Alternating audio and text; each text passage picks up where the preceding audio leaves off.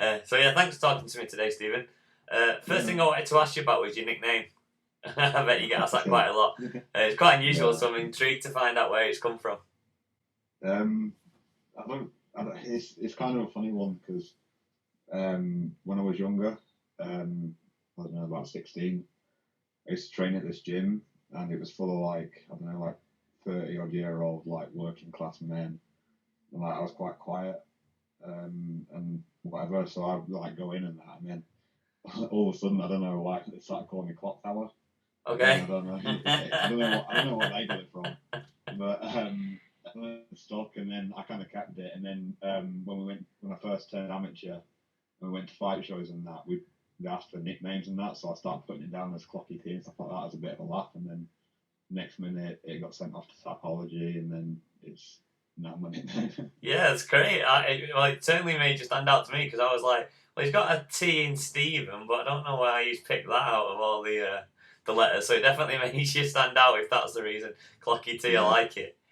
The T's for triangle now. Yeah, well, there you go. It's all about evolution, isn't it?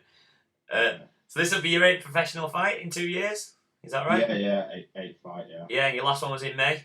So is it that's right, yeah. Sort of the sooner the better for you when it comes to the next fight? I try to keep relatively active. Like, I'm supposed to have had a lot more pro fights, but I keep getting pullouts because, like, you know, I put my name down to fight against pretty much anyone that comes in my inbox, and then it gets to like the week of fights, and then people pull out or whatever. Like, I was supposed to be fighting on what's it called, Golden Ticket 2 weeks ago, but the guy I was matched against claimed he's got some sort of Bellator fight or something, so we're doing that instead. Whereas I had been offered a Cage Warriors fight, and I said no because I committed to that fight. But like, it's kind of weird how like some people will just be like that, and they'll sack you off last minute for some other opportunity. But that's the thing. Like, I'm on Cage Warriors again now, and I know that's like 100%. People will definitely shop to them fights, so that's where I want to be. Like, I want to fight on these kind of shows. Mm-hmm.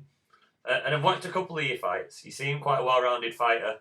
But do you feel more comfortable yourself on the ground or in the feet? Yeah, probably on the ground because I've had about 500 jiu-jitsu matches.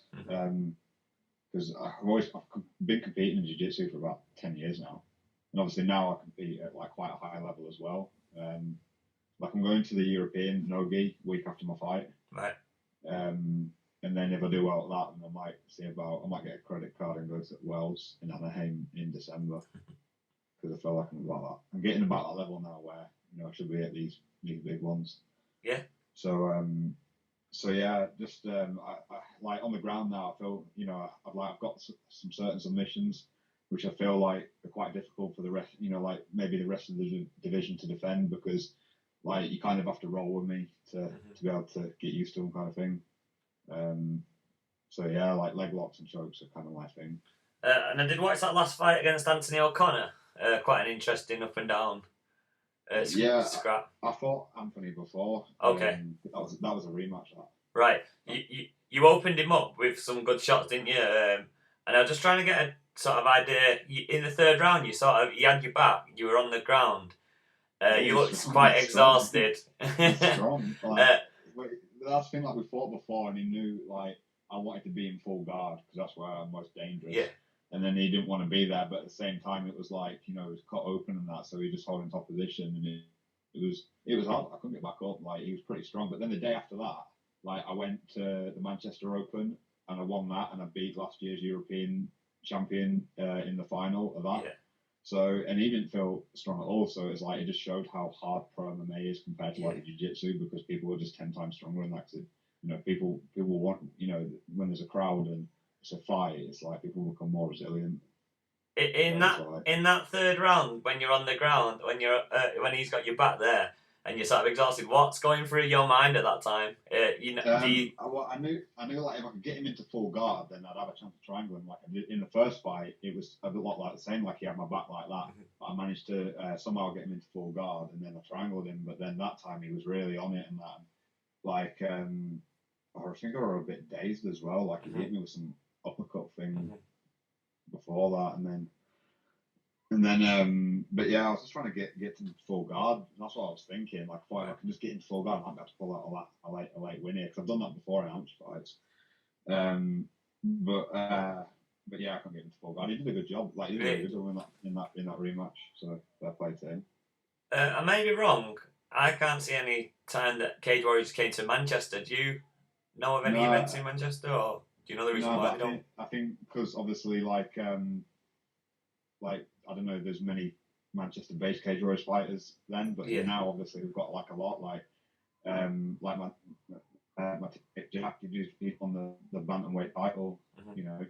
So we've got a champion from around here now as well. So and we've got enough fighters, like people fighting on Cage Warriors who've had medicals and that now. So we can put on a really good show, and we've got we've got a lot of good ticket sales as well. So I think wherever we'd have it, we'd fill it up as well. Got any ideas of where it could be? Like what venue you might? I'd want to do it. I'd want to do it at the MEM. But yeah. I don't think they want to take a big venue like that on the first one. No, on the first one. I don't know. I think they had some ideas. We'll have to see what comes about. But hopefully they'll get it sorted. I don't know. Maybe early next year or something like that. Well, I'll be pushing for it as well on the site.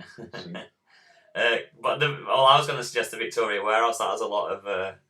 It's all right, Victoria Warehouse, but I don't know. Like every fight I've been there, I feel like it gets a bit too crowded. Right. Yeah. I don't know. There's some good ones like. There'll be somewhere. Somewhere like the Albert Hall would be good, where it's really enclosed, but you've got the steep inclines. Be alright, that'd be decent. Down onto it. And then I don't know where they had Polaris. Because they had Polaris in Manchester recently, so I don't know how big that place was. I think that was in the city centre somewhere. So I'll look that up, see where that was. So you mentioned a lot of fighters now coming from Manchester. Liverpool seems to have a hell of a lot of fighters. Do you think we shouldn't say I should be impartial, but do you think Manchester might be catching Liverpool up a little bit, or? Yeah, definitely. I'm always I fight guys from Liverpool quite often, and it's mixed results. Like sometimes a win, sometimes they do, but I think I win majority of the time. But yeah, I think I don't see that big a difference. Obviously it's next gen that we're competing against most of the time. Like obviously they've got quite a lot of fighters, and they're always up for fighting us. So it's good to have that rivalry though. It's nice to have that sort of our camp against theirs. Yeah, I like that rivalry. I feel like I kind of need it. It's good because it's like you've got good level guys to fight. Yeah, and the good lads. I was down there actually last week at Next Gen, and there's some good lads in there as well. You mentioned me. No, they didn't. I mainly spoke to Paddy, so most of them didn't. But I will next time bring your name up and see what they've got to say. Ask them about me. I will do. Is that going to be good things or bad things? Mixed, maybe. Mixed. All right, well, I'll have to definitely ask around then. What makes SBG the right gym for you then? Why did you choose that gym? It's got when I originally chose the gym, I was looking to join somewhere that had really good coaching, good teamwork, and like a mix of styles as well. Like obviously when I was an amateur and that, I didn't really have a clue compared to what I know now, but I made the right choice then, and I'm glad that I did that because it's like I can't imagine myself training anywhere else. Like everything's so good. My coach Matt is so professional. He gives us 110% all the time. It's like I don't know how he does it, but he's like the best coach out there by far. And then all my training partners, I've got like all different styles. I've got all different weights, jiu-jitsu and striking and MMA and everything. It's perfect. Like even just in the jiu-jitsu class, I've got so many different body types, so many different levels. It's like I never need to go anywhere else. It's brilliant. It's like I'm not one of these guys that wants to go around traveling to other gyms and that. I'm happy at SBG and that's where I only ever want to be, really. I kind of never see myself ever being anywhere else. Brilliant. Your opponent, Oban Elliott, will be fighting in front of his own crowd on Saturday. Next Saturday is a week Saturday, isn't it? Does any sort of hostility from fans or anything like that? Even a different country this time. I always fight away, me. That's what the other kind of fights I like. I'm a bit tapped in the way I like to go to someone's hometown and try and ruin their night. Yeah. Try and ruin it from, But yeah, no, it's like I say, I was supposed to be fighting on a different show down in Wolverhampton, but then they cancelled on me, and then I was like, I wanted to fight on Cage Rose anyway. But then they were like, oh, I've got this lad on the Wales show. You want to fight on that? So I was like, yeah. And then I said yeah, and then he said yeah. So now we're fighting. What do you expect that fight to be like against Oban Elliott? I think he comes out quite wild. I don't think he's got as much experience as me. So probably put that on him. Submission. And then, yeah, I think I've definitely got the ability to submit him. Early on? Yeah, it depends. Like, I don't know how, like, because I've watched his fights and he doesn't really go to round 2 very often. So I don't know. I don't know how it'll be on the first round or whatever. But if I can get him down in the first, then I'll probably sub him then. But then it might have to be one of them where he gets tired out and then I sub him. Because like my cardio is good. Because obviously I do cardio sport on the side sometimes. Sometimes. Then, yeah, just throw one in that, throw like a marathon in or a triathlon now and again. But yeah, energy management as well. Like I'm getting better with that. So like I feel like because he's quite a bit younger than me, and he's like, you know, I don't know what's going on in his head, but he probably thinks he's just going to walk there and I'm just going to let him knock me out. But obviously I've got a coconut head and I'm coming to fight, so I'm just going to be right on the energy management, let him tire himself out, and then submit him. So when you're talking about these changing of opponents, happens quite a bit. What happens? How do you prepare then? Say you've got this fight within a week. Do you watch their tapes back? Do you go on Fight Pass and watch the previous fights, or do you find stuff online, or do you not bother? On my last one, I only got 2 weeks' notice because I had an opponent change again. But on this one, I had about 5 weeks' notice. I think 5 or 6. Mm-hmm. So yeah,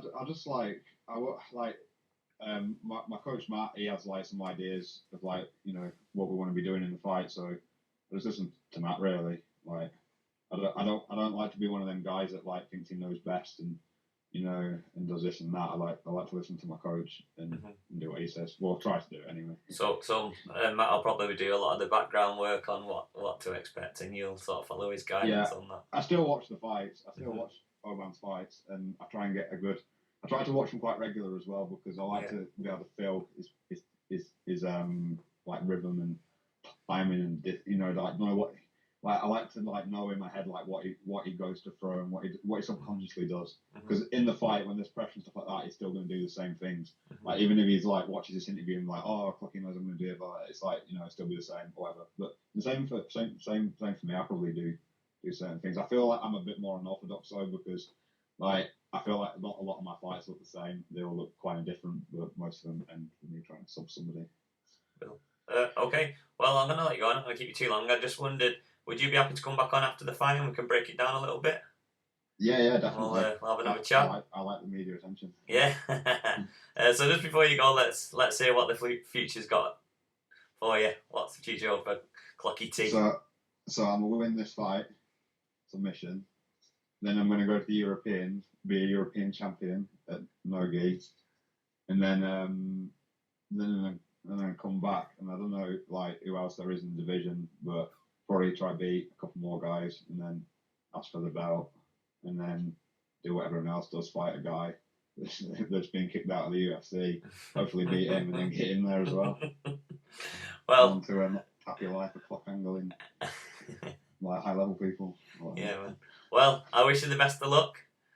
Cheers, man. I'll do my best to get to one of your fights very soon. Yeah, nice one. Are you going to Wales? I'm not able to make the next couple of cards, but as soon as I can put them in, I will be going and I'll be there. All right, pal. So you take care of yourself, and I'll speak to you in a couple of weeks. Bye then, Craig. All right, pal. Mate. Thank you. Bye bye. Bye bye. Bye.